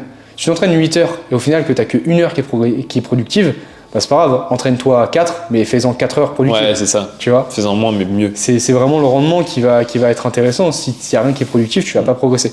Surtout que rien de pire pour la plupart des personnes qui ont envie de faire de leur vie quelque chose de cool, de voir du temps passer inutilement dans une tâche qui ne sert pas à grand chose en fait. Et tu vois, bah, nous dans notre travail où bah, finalement on est entrepreneur et je vais entreprendre plein de choses dans plein de domaines, comme tu sais, moi ça part un peu dans tous les sens. T'inquiète. Bah, j'ai besoin de rentabiliser mon temps. Donc je me voyais pas une nouvelle fois faire une pratique où je rentabilise pas mon temps, où je voyais juste que je perdais du temps et que ça m'apportait rien. Parce qu'en fait, même après dans ma vie perso et pro, ça m'impactait. Le fait de pas kiffer ma pratique. Et finalement, bah, quand t'as pas de patron et que le salaire il tombe pas comme ça, tu peux pas te permettre non plus que ça t'impacte, tu vois. Donc je me suis dit, bon, bah c'est pas grave, peut-être que les gens auront un regard qui sera différent, ils se diront, ah t'as vu, il pratique plus la force athlétique, il coach en force athlétique. Ouais, mais c'est pas grave, parce qu'au final, sur mon aspect pro, je peux maintenir justement mes services, et puis la qualité tu pratiques toujours et je fais toujours du sport, tu vois. Je fais toujours du sport. Au final, je m'affiche toujours en train de sport, enfin de faire du sport. J'ai toujours cet aspect de dépassement de soi-même, mais juste voilà, je viens transiter un petit peu, mais vous inquiétez pas, je reviendrai en force athlétique et on fera des bons trucs à ce moment-là. Puis c'est pas, je pense pas que ce soit non plus la pratique qui fasse de toi un bon coach, parce qu'il y en a beaucoup qui se butent au SBD, mais. Après, tu vois, voilà, j'estime, j'ai pas du coup une expérience de pratique qui est énorme, mais j'estime qu'en 4 ans, j'ai fait des compétitions. J'en ai pas fait non plus, voilà, j'ai pas fait 20 compétitions, mais j'ai fait des compétitions, je connais les préparations, je sais ce que ça fait d'être athlète, de s'investir à fond dans l'entraînement. Et après, moi, je suis pas persuadé, je suis persuadé de ça, que t'as pas besoin d'être athlète de haut niveau pour être un très bon coach, loin de là. Et donc, en fait, une fois que t'as connu ce côté athlète, et que tu as eu un certain niveau, ok, tu vois, en fait, tu as ce qu'il faut pour pouvoir faire performer des gens si après tu es un bon coach, tu vois. Si tu continues à te former, à t'intéresser à l'AFA, voilà. tu vois. En fait, un bon coach a besoin de pratiquer, mais tu n'as pas besoin d'être un très bon athlète pour être un très bon coach. En fait. Ouais, c'est ça. En fait, le côté le besoin de pratiquer du coach, c'est surtout pour comprendre l'athlète. Mais t'as pas besoin, t'es pas obligé de squatter 300 kg pour pouvoir comprendre ce que c'est de squatter, tu vois. Voilà, c'est ça. En fait, t'as besoin, pour moi, si tu veux emmener des athlètes vers le côté performance, que c'est vraiment ce sur quoi tu orientes ton coaching, tu as besoin de t'être mis dans la peau d'un athlète qui veut être côté performance, donc qui s'implique vraiment dans ses facteurs externes, qui s'implique vraiment dans ses séances, qui a connu justement le fait de se prendre des... du coup, je vais le dire, le montage, ça va être catastrophique, les gars, mais tranquille. Premier test avec les deux caméras. Du coup, ouais, donc on parlait un petit peu de comment gérer le down vis-à-vis de la pratique. Il y en a qui font beaucoup ça pour donner un petit peu de variabilité, de variation dans l'entraînement. C'est l'entraînement sur de l'entraînement full row. Toi, qu'est-ce que tu en penses par rapport à ce que toi, tu as l'habitude de programmer? Et les avantages, les inconvénients, est-ce que c'est intéressant, pas intéressant? Alors moi, j'ai jamais fait ça, genre un cycle full row, mais j'ai déjà entendu justement des gens le faire.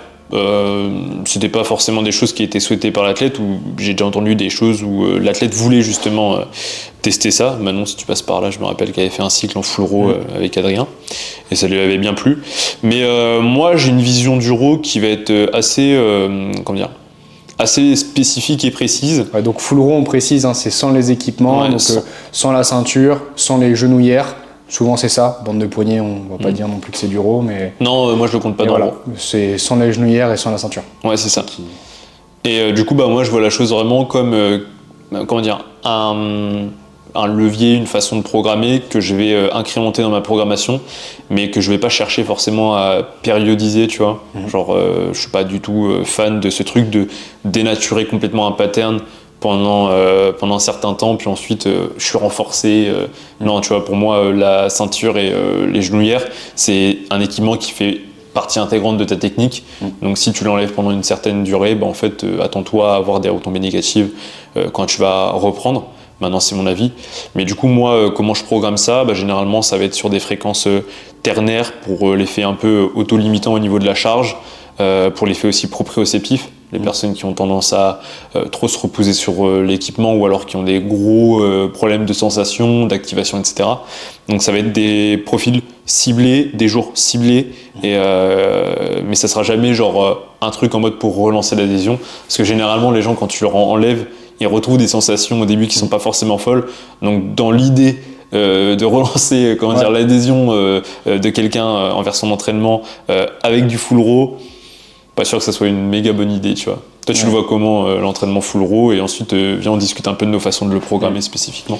Alors l'entraînement full raw, moi personnellement, je vois pas un grand intérêt en fait dans la force athlétique, dans le sens où on est quand même hyper spécifique. Tu vois, on est quand même pas mal relié à nos sensations, et je trouve que c'est quand même très différent. Comme tu l'as dit, ça peut beaucoup dénaturer un pattern. Tu vois, tu prends l'exemple des genouillères. Quand tu es quelqu'un qui squatte avec des rigides, tu le mets sans genouillère, le pattern il a rien à voir. Tu vois. Même moi, en ayant fait l'expérience, tu vois, même tu le sens en fait, quand tu fais ta montée de gamme, entre quand t'as pas tes genouillères et quand t'as tes genouillères, le pattern il a rien à voir. J'ai l'impression que je suis rouillé des genoux. Donc je pense que c'est intéressant en fait de savoir lifter sans tes genouillères, d'avoir une certaine tolérance sur les tendons sans tes genouillères, parce qu'elles sont pas tout le temps là, et en fait si t'es pas habitué, je sais pas, si t'arrives pas à squatter 120 kg sans genouillères alors que t'en squattes 250 avec les genouillères, gros il y a un problème, tu vois. Mais donc je dirais qu'il y a quand même une certaine tolérance à avoir, une capacité à squatter, à produire de la force sans tes équipements. De là à travailler que comme ça, je suis pas sûr. Parce qu'en fait, si tu travailles trop longtemps sans tes équipements, si on dit vraiment, voilà, tu vas programmer que un bloc, allez, ça peut le faire encore sur une certaine phase de compétition, admettons sur une grosse échéance, sur un pivot, tu dis que tu vas faire du full raw, ok, ouais, juste 2 semaines. Ok, why not? Mais par contre, faut que derrière tu aies du temps pour te réadapter. Ça peut être une stratégie, et dans ce sens-là, je l'entends. De là jusqu'à faire un cycle en full raw, compliqué, tu vois. Compliqué à mon sens. Et après, il y a full raw et full raw. Tu vois, je pense que sur bizarrement, un soulevé de terre, le faire sans ceinture, ça peut avoir de l'intérêt. Pourquoi pas? Je trouve que ça va moins dénaturer ton pattern. Sur un bench, si tu as l'habitude de bench avec la ceinture, pourquoi pas? Mais tu vois, c'est plus le squat. Le squat où je pense que tu peux très vite impacter ton mouvement. Le fait d'enlever les genouillères, le fait d'enlever la ceinture, je trouve que c'est là où tu vas avoir le plus de modifications du positionnement que sur les autres mouvements. Donc c'est peut-être sur celui-là où je dirais plus attention. Et si j'avais à le programmer, je ne le programmerais pas sur des très longues périodes. Tu vois. Et moi, comme toi, je le fais vraiment sur des jours précis, pour des raisons précises. Et en fait, c'est pas je programme un full raw pour programmer un full raw. Ouais, c'est ça. C'est vraiment, faut qu'il y ait un intérêt derrière. En fait, comme tous les choix qu'on fait, il faut que ce soit on met un full raw, ou alors juste on met un squat sans genouillère, ou alors juste on met le squat avec genouillère mais sans ceinture, tu vois. Mais c'est rare que je fais full raw. Souvent, il y a un accessoire que je peux enlever pour répondre à une problématique précise, mais de là mettre du full raw parce que ok, tu vas te renforcer. Bah non, moi je vais lui mettre une assist pour qu'il se renforce sur ce que je veux qu'il se renforce. Et par contre, justement, je vais chercher à renforcer encore plus son pattern en gardant les équipements. Et par contre, s'il est déficitaire sur un mouvement, bah ok, on va le travailler spécifiquement, tu vois. Ouais. Et après, pourquoi pas, tu vois. En fait, je pense que le full raw, tu peux le mettre déjà dans ta même séance. C'est-à-dire que, admettons, le mec, il a l'habitude de mettre ses genouillères à 120 kg. Tu vois. Donc il fait juste 70, 120. Tu vois, admettons, on reprend toujours le mec qui squatte 250.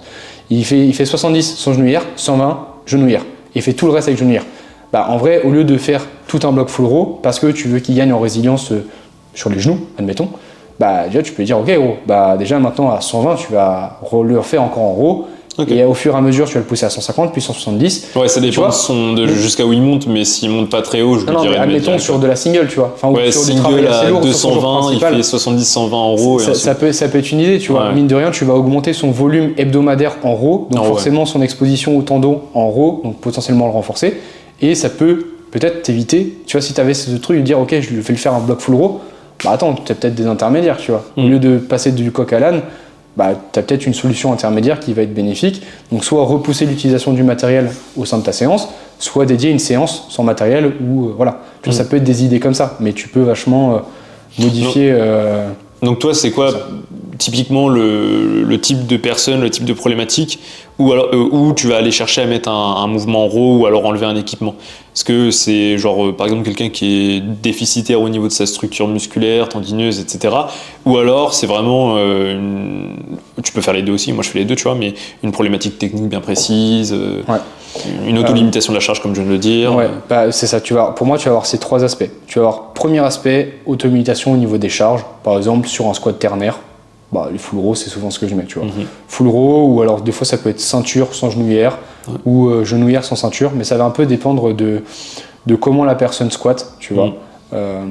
Donc ça, c'est quand même vachement dépendant des cas, mais tu vas avoir ce côté auto-limitant. Tu vas avoir ce côté, par exemple, l'utilisation enlever les genouillères pour quelqu'un qui a souvent des douleurs au genou, qui squatte tout le temps en rigide. Bah, en fait, c'est bien de faire ça. Comme ça, si tu vas renforcer tout simplement les genoux, la capacité justement à ce que les tendons en fait s'activent. Par exemple, dans un mec, t'as beau lui mettre du squat pose de CT, il squatte en rigide, tu lui mets du squat pose de CT pour qu'il apprenne à garder sa tension en position basse, son positionnement. Tu vois que ça marche pas. Bah ok, tu vires les genouillères, tu vas voir qu'il va ralentir et qu'en bas, il pourra pas se relâcher, sinon le genou il va péter. Tu vois. Ça. Et puis je me suis perdu dans ce que je voulais dire, mais non. Auto-limitation de la charge, pattern pas compris à cause de l'équipement, donc tu enlèves... c'est ça. Pas forcément pas compris, mais effectivement renforcer une partie qui peut être comme ça, tu vois, genre t'as une perte de tension parce que du coup t'as les genouillères rigides qui se sauvent, et effectivement réapprendre un pattern. En gros, ça peut être intéressant du coup de virer le matériel temporairement. En gros, le mec, il a un pattern qui est très déstructuré, tu vois. Par exemple, sur un squat, il a beaucoup de mal à gérer la position de ses hanches, la position de ses genoux, comment bien les coordonner, etc.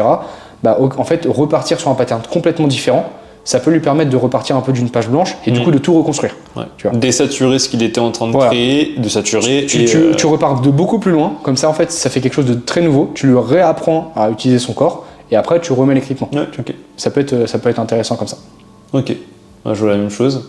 Après, je trouve que c'est important quand tu le programmes de bien identifier qu'est-ce que tu veux pallier ou travailler ou je ne sais quoi quand t'enlèves un équipement, parce que tu sais par exemple je sais pas, ton athlète elle a des problèmes de bracing, ça serait un peu con, tu vois, de lui enlever de la ceinture pour dénaturer encore plus son pattern de bracing, ses repères. Au contraire, moi c'est des personnes que je vais soumettre encore plus à l'équipement parce que l'équipement fait partie du procédé, du mécanisme que je veux qu'il travaille, tu vois.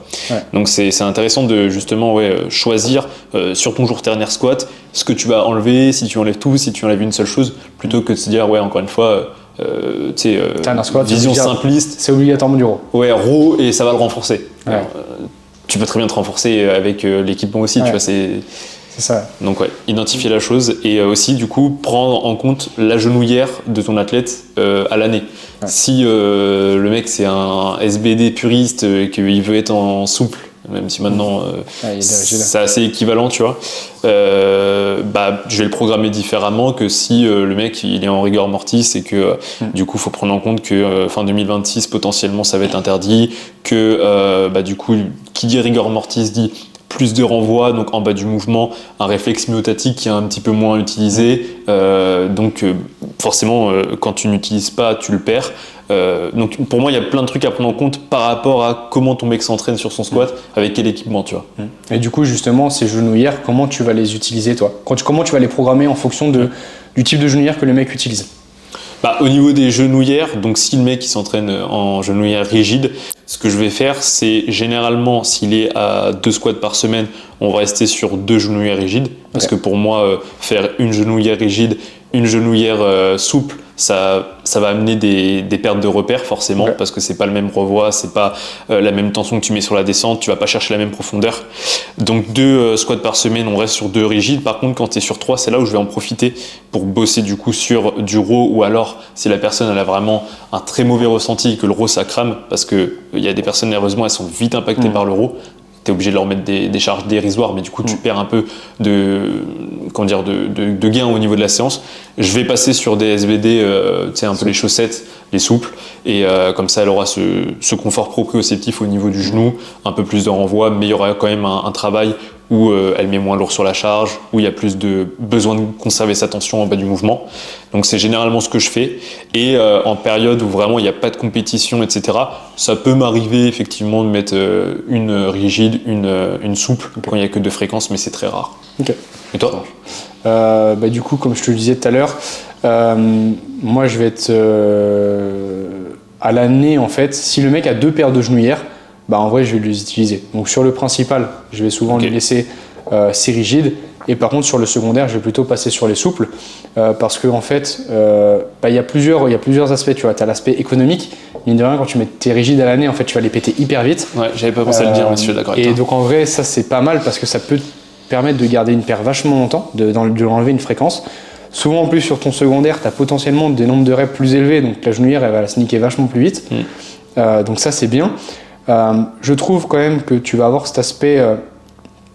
Tu vas être obligé en fait de ralentir l'excentrique, obligé de t'activer plus sur la genouillère souple. Et en fait, quand tu vas passer sur la rigide, je trouve que tu as encore plus de gains, tu vois. Ouais, mais t'as pas peur que le mec il construise un momentum entre guillemets négatif, parce que moi personnellement mes secondaires je les mets en début de semaine et c'est ce qui va primer un peu mon primaire, tu vois. Et j'aurais peur justement, et je l'ai déjà remarqué d'ailleurs, que quand je fais ça, donc une souple, une rigide, le mec il arrive sur son jour primaire et en fait il y a des repères en moins, enfin il y a une façon de squatter qui est un peu parasitée, tu sais. Ça dépend des athlètes. En fait, moi j'ai des athlètes qui répondent très bien. Okay.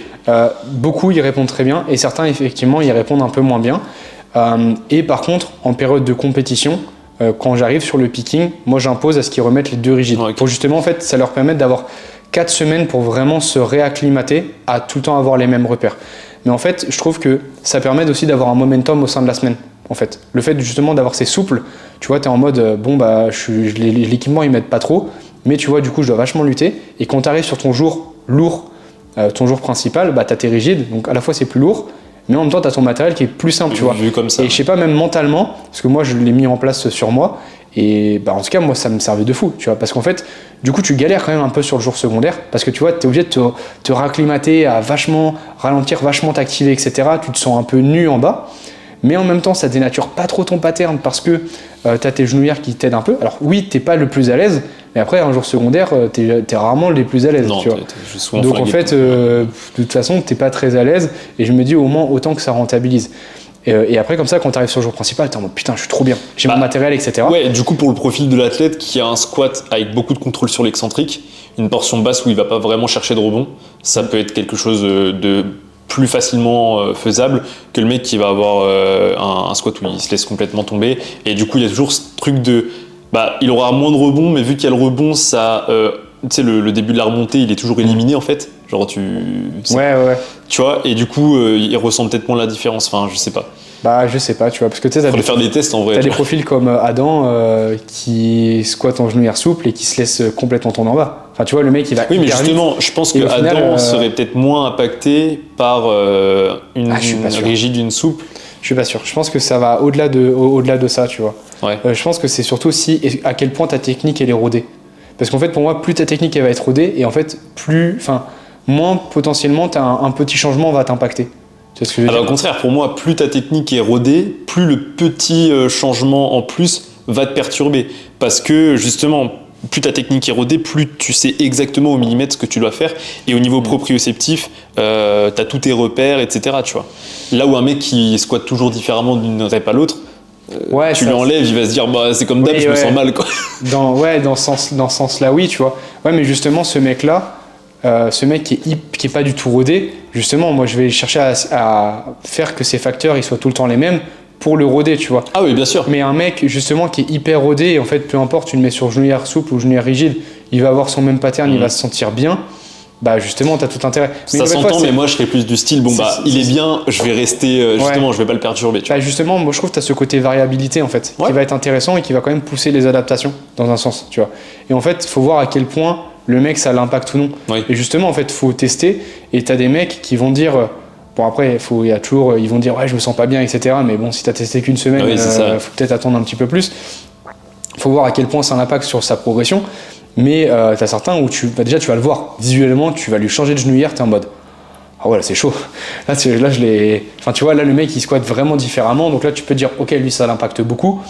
T'as d'autres qui ça marche très bien, tu vois Pierre ça marche hyper bien, on fait ça à l'année. En même temps il pète toujours ses genouillères donc ça arrange aussi un peu. Mais sinon tu vois et juste lui on lui met sur les pickings et certains c'est comme ça.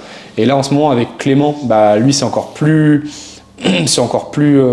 éloigné, c'est qu'il squatte en rigide sur le principal et sans genouillère sur le secondaire. Okay. Mais parce que aussi il a cette contrainte de, en fait en ce moment il a beaucoup le genou qui s'inflamme et du coup le fait de squatter sans les genouillères, ça l'oblige à beaucoup ralentir. Et ça l'aide au niveau des douleurs ? Ouais, ça a vachement diminué ses douleurs. Parce que du coup aussi mécaniquement il met un peu plus léger sur le jour secondaire et surtout il a ce truc de il se laisse beaucoup tomber en bas. Donc en fait c'est vraiment quelque chose qui est multicasquette. À la fois ça l'oblige à beaucoup freiner, renforcer ses tendons, renforcer son pattern aussi. Et du coup, quand il est sur le principal, il a vraiment ce côté confort. Et parce que aussi, il n'a pas deux paires de genouillères. Donc je vais pas être en mode mec, pour faire du squat, tu es obligé d'avoir deux paires de genouillères. C'est pas grave, on fait avec les moyens du bord, il a qu'une paire, tu vois, c'est comme ça. Ok. Tu vois. Je sais pas si toi ça t'arrive de le faire, mais de périodiser entre guillemets une fréquence où tu commences avec un type de genouillère, ou alors, je sais pas, je dis une connerie, mais tu commences row, bloc d'après tu mets la genouillère SBD, et bloc d'après tu termines avec la rigor, genre un truc en mode incrémentation de la charge avec les genouillères qui suivent pour garder une intensité à peu près similaire. Ça pourrait être une logique de hors-saison. Sur hors-saison, justement. Sur hors-saison, ça pourrait se justifier à mon sens. Je pars toujours du principe que la FA c'est quand même très spécifique, tu vois. Et le fait de faire ça, je me dis, après c'est des trucs que tu peux essayer, mais la question à se poser c'est est-ce que le mec en 4 semaines, admettons tu programmes en 4 semaines, est-ce que le mec en 4 semaines à chaque fois il a le temps de se réacclimater à cette nouvelle genouillère, tu vois. Et du coup mais vu que c'est une fréquence parmi qu'une seule fréquence. Ouais, c'est ça. Okay. Oui. Genre par exemple ton ternaire sur ton principal. Non, par exemple ton ternaire, tu le fais commencer en row. Tu mets une SBD sur le bloc d'après et en fait du coup ton ternaire reste léger, reste light en intensité, mais la spécificité et la charge augmentent du coup. Ok, je capte. Grâce à la genouillère. Oui, ok, je peux comprendre. Oui, ça peut être intéressant. Je le fais pas forcément. Moi ça m'est arrivé quelques fois. Je vais plutôt jouer sur la variation. En fait, typiquement, je peux passer ton ternaire d'un 2 CT, 1 CT. ou du 5 CT excentrique, puis 3 CT excentrique, puis comp. Ok. Tu vois. Et du coup, mécaniquement, le RPE il va pas tant augmenter. Le mec, il va finir à chaque fois 5 kg plus haut son bloc. Et ouais, c'est ça. Et du coup, juste ça aussi augmente sa spécificité. Après, pourquoi pas. Après, oui, tu peux le faire avec l'équipement. Mais vu que moi, souvent, quand il y a déjà 2 squats, j'ai déjà tendance à cycler les genouillères. Je le fais un peu moins sur le. C'est ça que j'aime bien dans la programmation en powerlifting, tu vois, c'est qu'il n'y a pas de vérité générale. Non. Il faut juste qu'il y ait une big logique en fait entre chaque. Et que l'athlète progresse. Ouais, je suis d'accord. Donc après, tu vois, j'ai des athlètes qui avaient 3 squats, ils avaient les 2 secondaires et principales en rigide. Le ternaire, où effectivement, c'était une alternance entre souple, sleeveless, souple, sleeveless, souple, sleeveless, souple. T'as beaucoup d'athlètes en 3 squats ? 3 fréquences ? Non, pas beaucoup. Moi aussi. Pas beaucoup. J'en ai 3, 4. Ah ouais, ok, j'ai un petit peu. Non, j'en ai vraiment pas beaucoup qui ont ces fréquences-là. Parce que en fait, après ça peut être des variantes de squat, tu vois. Moi j'ai beaucoup, il y a pas mal de front squat. SSB, genre comme ça. SSB, ouais. Enfin non, SSB je le compte vraiment comme un squat, mais ça peut être pas mal de front squat, de Zercher squat. Donc ça va être un pattern de squat. Qui pourra potentiellement devenir un squat row ou je ne sais quoi. En fait, c'est quand même une arme qui est assez puissante et du coup, je l'utilise vraiment avec parcimonie. Tu vois, ce troisième squat. Ouais. En fait, mais tu sais, il y en a, ils font 6 SBD par semaine. Ouais. Après, ils font ce qu'ils veulent, mais moi, j'aurais la flemme, perso. Ah, de ouf. Ça me ferait trop chier, gros. Ah, de ouf. Tu passer ton temps à mettre ton équipement et tout. Mais t'es chauffé. Ouais, non, relou. Mais non, en fait, quand je vais implémenter un troisième squat, je vais être hyper progressif. C'est-à-dire qu'en fait, si tu vois vraiment la vision sur le long terme, mec, tu peux presque attendre. Quand tu as mis cette troisième fréquence de squat, tu peux partir de tellement peu spécifique et avoir tellement d'intérêt qu'en fait, en 1 an, tu n'es même pas sur du comp squat. Mec. Tu vois. Et en fait, le gars, il va tellement progresser il va tellement avoir de marge de progression et tu n'auras pas joué toutes tes cartes que ça va être hyper intéressant. Mais ça, il faut que l'athlète il le comprenne. Et certains ne le comprennent pas, tu vois. Donc ça va être dur de... Ceux qui ne comprennent pas là, Maïna, championne d'Europe à un squat à 175 kg au moins de 57, on est à 2 squats par semaine et je crois qu'elle a un bail de 7 séries, 6 séries, un truc comme ça. C'est rien du tout. Non. On n'a jamais passé le cap du troisième squat, elle fait que de progresser, tu vois. Bah, en fait, et peut-être que le jour où on lui mettra le troisième squat, ça va pas forcément fonctionner. Ouais, totalement. Et après, tu as ce truc de... souvent, le troisième squat, je vais quand même m'en servir pour diluer le volume, tu vois. Ouais, c'est souvent quand vraiment tu montes sur des niveaux de volume qui sont importants. Tu vois, genre souvent quand tu as son secondaire, tu arrives à 5 séries, bah là je vais pas me mettre une 6ème série, je vais plutôt diluer mon volume, le redescendre à 3 ou 4 séries sur le secondaire pour plutôt en mettre 2 ou 3 sur le ternaire, tu vois. Ou alors typiquement le mec sur son primaire après un gros top set il a du mal à récupérer, lui faire des back-off vraiment légers et compenser entre guillemets léger ou peu de back-off et compenser ça sur un ternaire. Ou alors la personne qui sent qu'en début de semaine c'est pas qu'elle est flinguée à cause de son primaire, mais elle sent que son pattern il est un petit peu impacté par le désentraînement des jours qui avoir sont... un petit rappel technique, la veille ou l'avant-veille. Et c'est là où un squat row avec l'effet proprio, squat row cumulé avec une petite variation, je sais pas, un 2 hétéro, un tempo, un truc comme ça peut être super intéressant. Et moi je l'ai fait généralement sous un format pyramidal, comme ça en fait ton warm-up te sert aussi de série de travail. Tu veux dire en ramp-up du coup? Moi je dis pyramidal, mais ramp-up. Et du coup le mec se retrouve avec 3-4 séries, il n'y a qu'une seule série lourde et le rappel il est là sur la montée quoi. Ouais c'est ça. Mais oui, non, en soi, faut l'utiliser vachement avec parcimonie, tu vois. C'est un peu comme les benches. En fait, au début, j'avais tendance à penser vraiment qu'il fallait mettre 4 benches par semaine pour que le mec il progresse. Et finalement, en fait, j'ai remarqué qu'avec de plus en plus de personnes, 3 benches c'est suffisant. 3 benches et puis un jour, en fait, où tu vas avoir des dips, du DC halter, de la chaise presse, tu vois. Enfin, après, souvent, j'ai quand même pas mal de... Enfin, tu vois, j'ai souvent au moins 1 ou 2 en faux pec quand même. Mais du coup, avoir un truc un peu moins spécifique. Chez les mecs? Ouais. Parce que moi, les meufs, je les tue au bench. Moi, même chez les féminines. J'ai une féminine, tu vois, on avait 3 benches par semaine, c'est là où elle a le mieux progressé. Là, on a quand même passé à 4 benches et finalement, on n'arrive pas à créer un aussi bon momentum. Alors, il y a aussi la phase d'adaptation. Tu vois, tu passes à 4 benches, bah, forcément, tes repères ils sont un petit peu différents. Eva. C'est quoi son RM? 72 kilos. Ok, ça commence à être intéressant. Donc, pour une moins de 57. Ouais, mais du coup, c'est un RM qui est assez haut, donc le 3, 3 fréquences me après, quand on a commencé, genre elle avait 55, je crois, au bench. Et t'étais quand même léger, ouais. Parce qu'en fait, quand elle est arrivée, je crois qu'elle faisait que 2 benches par semaine de mémoire. Donc je l'ai pas passé la 2 à 4 en fait. Pareil. Moi, ça m'arrive maintenant, je suis moins frileux à faire une grosse fréquence d'un coup. En fait, c'est pas une question de forcément frilosité, c'est simplement que je me dis, actuellement elle est à 2, elle est à ça. Déjà, si je la passe à 3, elle va progresser.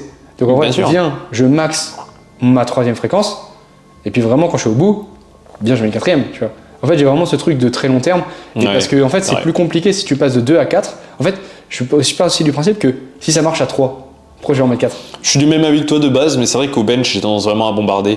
Et c'est vrai que de base, je le faisais aussi, mais maintenant, j'aime bien passer directement à 4.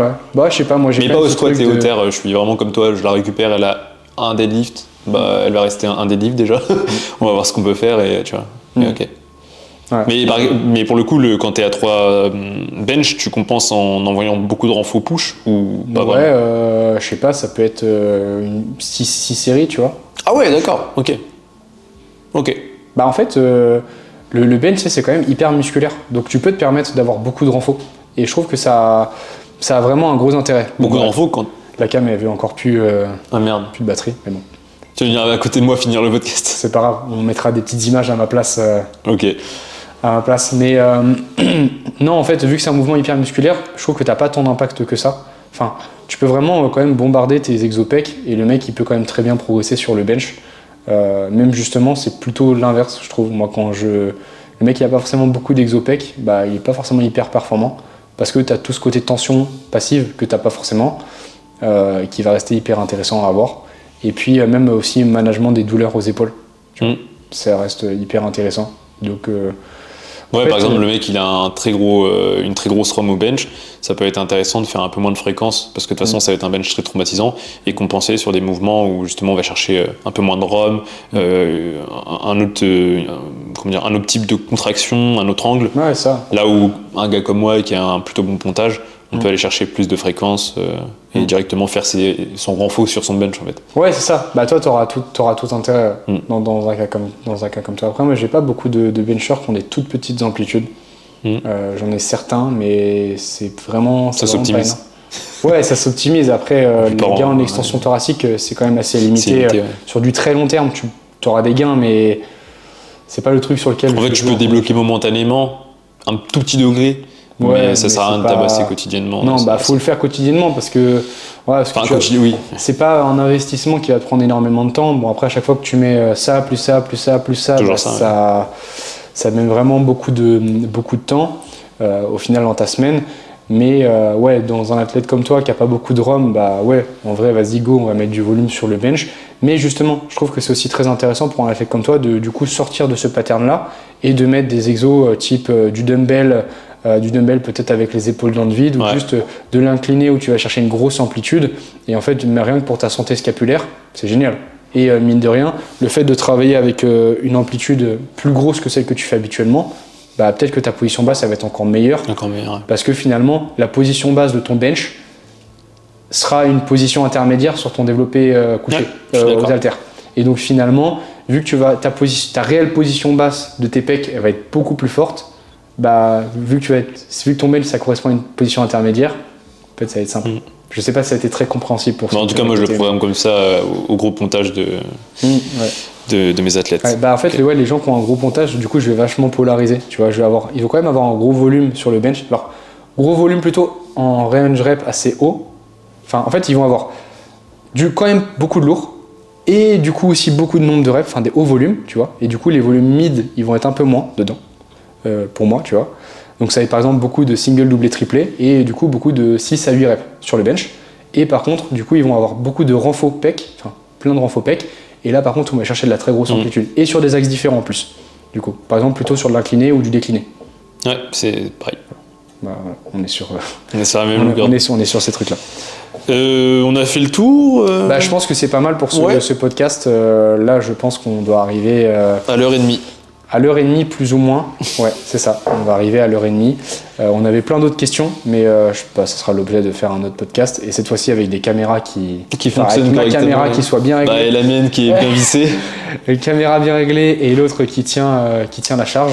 Donc si vous voulez un podcast de qualité comme d'habitude, vu que c'est gratuit et c'est pour vous faire kiffer, n'hésitez pas à liker, partager le podcast à vos potes, à vos coachés, à qui vous voulez. Non, pas à vos coachés parce qu'ils vont venir à la maison sinon. Et surtout, on vous met un RIB en description.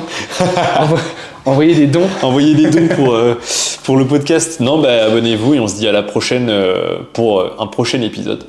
Voilà. Bisous. Ciao.